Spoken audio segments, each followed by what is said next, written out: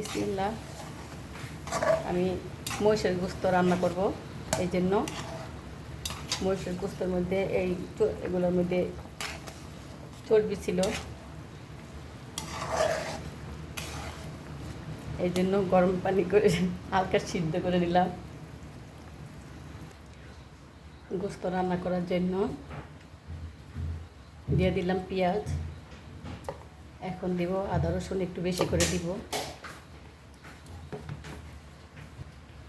1 চামচ পরিমাণ লবণ দিলাম, দিয়ে দিলাম মরিচের গুঁড়া, দিয়ে দিলাম দারচিনি, এলাচ, তেজপাতা, দিয়ে দিলাম শাহি জিরা আর স্টার মশলা, আর হইল লবঙ্গ, দিয়ে দিলাম কয়েকটা কাঁচামরিচ, আবার পরে দিব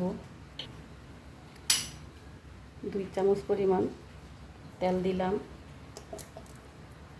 দিয়ে দিলাম জায়ফল, এখানে আছে কালো গোলমরিচ আর সাদা গোলমরিচ, এখানে আছে হলুদের গুঁড়া, ধনে গুঁড়া আর জিরার গুঁড়া, একটু পানি দিয়া গুলিয়ে নিলাম, দিয়ে দিলাম মশলাগুলো, এখন একসাথে মেখে নিব। দিয়ে দিলাম টক দই 2 চামচ পরিমাণ, সব কিছু একসাথে মেখে নিলাম।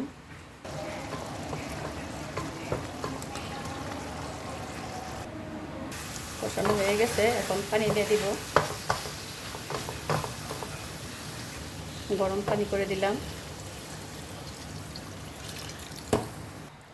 হয়ে গেছে গোস্ত রান্না। কারো কারো কাছে যদি আমার রান্নাগুলো ভালো লাগে তাহলে সাবস্ক্রাইব করে দিবেন।